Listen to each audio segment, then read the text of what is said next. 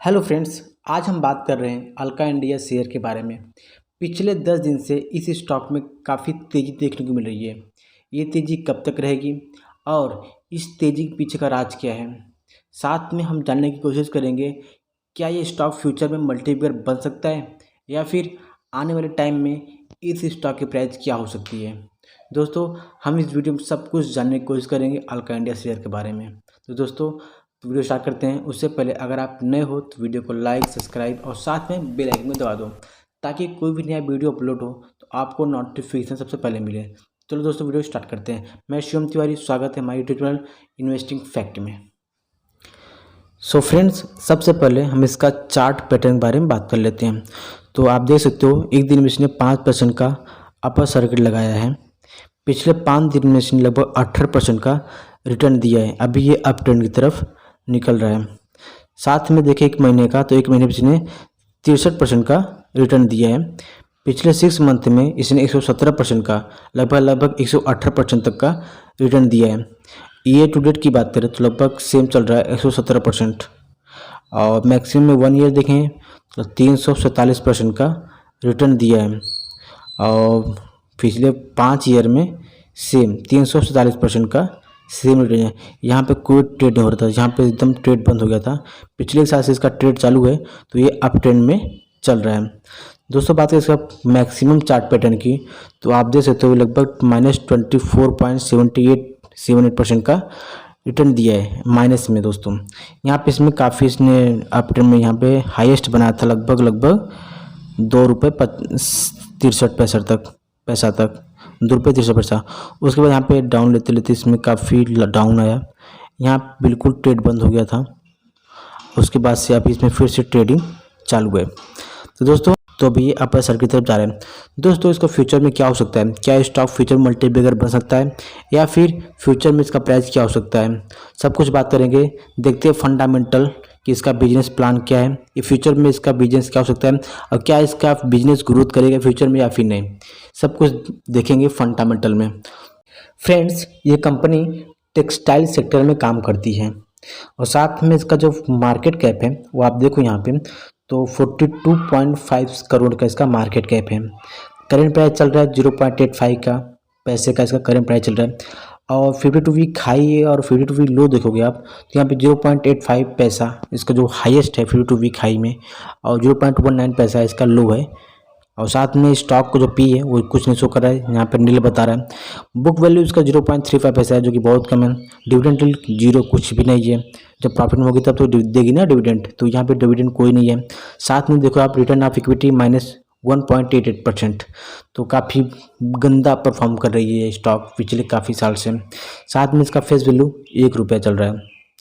तो दोस्तों, ये सब हो गया। बात है इसका प्रोज की, तो यहाँ पे आप देखो company has almost debt free. Company में कोई कर्ज नहीं है, कंपनी डेट फ्री है। ये यहाँ पे प्लस पॉइंट है इस कंपनी का बस। बट इसका बात करें कॉन्स की, तो आप यहाँ पे देखो company has a low interest rate.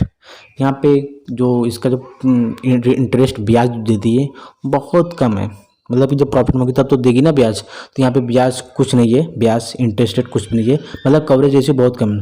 अब बात करें कंपनी की, company has delivered a poor sales growth of -32.24% का लास्ट 5 ईयर से। तो दोस्तों, यहाँ पे आप देख सकते हो कि कंपनी पिछले 5 साल से जो इसका सेल्स है ग्रोथ वो माइनस में जा रहा है। इसका मतलब ये सेल्स कुछ भी नहीं कर पा रही है, इसका जो प्रोडक्ट है वो सेल नहीं हो पा रहा है। तो सेल नहीं हो पा रहा है तो दोस्तों आप समझ सकते हो कि स्टॉक इसका जो कंपनी है प्रॉफिट में नहीं है। और दोस्तों, यहाँ पे देखो आप तीसरे पॉइंट पे, the promoter holding is low 16.27% का। आप जानते हो कि एक एवरेज जो होल्डिंग होती है प्रोमोटर की वो लगभग 65 से 70% तक होना चाहिए प्रोमोटर की होल्डिंग एक अच्छे स्टॉक में। तो यहाँ पे बहुत कम है दोस्तों। तो इसका मतलब समझ सकते हो आप कि कंपनी काफ़ी बुरी परफॉर्म कर रही है और काफ़ी यहाँ पे कोई अच्छा प्रॉफिट नहीं होगा आपको। और दोस्तों, बात करें इसका company has low return of equity -1.08% last 3 year से। 3 ईयर से जो अपने होल्डर को ये कमा के दे रही है कुछ भी नहीं है, माइनस रिटर्न में जा रहा है इसका। तो दोस्तों, यहाँ पे रिटर्न ऑफ इक्विटी कुछ भी नहीं है, जीरो है, जीरो इसका माइनस में चल रहा है। तो आप इसमें फालतू इन्वेस्ट ना करें, आपको लॉन्ग टर्म में ये लॉस ही देगा। ये स्टॉक फ्यूचर में मल्टीप्लायर नहीं बन सकता। इसका कंडीशन ये चल रहा है। और साथ में इसका जो company has the high dividends of 7,598.64 days. काफ़ी दिनों तक, मतलब सबसे ज़्यादा दिन तक ये कर्ज में डूबी थी। उसके बाद से अभी कर्ज से बाहर निकली है। तो लगभग आई थिंक 10 साल तक जाएगा, ये 10 साल के ऊपर जाएगा। कंपनी लॉस में थी दोस्तों। और बात कर लेते हैं इसका क्वार्टर रिजल्ट की। तो यहाँ पे देखो आप नेट प्रॉफिट में तो -0 पॉइंट मैं इसका आपको शो कर देता हूँ। पिछले 3-4 क्वार्टर से माइनस शो कर रहा है। तो जिसका मतलब है कि कंपनी प्रॉफिट नहीं कमा पा रही है, जिसकी वजह से इसका लॉस में जा रहा है। तो और दोस्तों बात करें इसका प्रॉफिट लॉस की ईयर बेसिस पे, तो आप देख सकते हो यहाँ पे सेल्स पिछले 2-3 साल से इसका सेल्स जीरो शो कर रहा है। मार्च 2019 जीरो शो कर रहा है, मार्च 2020 जीरो शो कर रहा है, मार्च 2021 में इसने 0.1% का सेल किया था, और बाकी 2 साल से पिछले इसने 2 साल में कोई सेल नहीं किया। तो कंपनी इसका लॉस में जा रही है। बात करें इसका टोटल नेट प्रॉफिट का, तो आप देख सकते हो कंपनी अभी भी लॉस में चल रही है।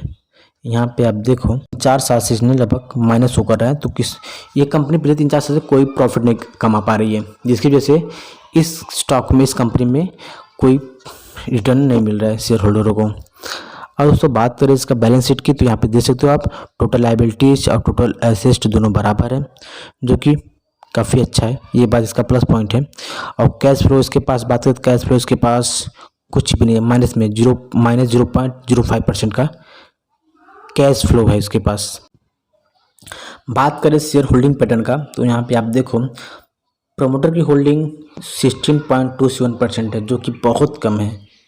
और पब्लिक होल्डिंग बहुत ज़्यादा है, यहाँ पे 83.72% का, जो कि आप जिसमें समझ सकते हो कि 83.72% में मैक्सिमम जो है वो रिटेल इन्वेस्टर हैं। जो नए लोग आते हैं ना, उनको लगता है पेनी स्टॉक खरीद लेंगे, बहुत जल्दी अमीर हो जाएंगे।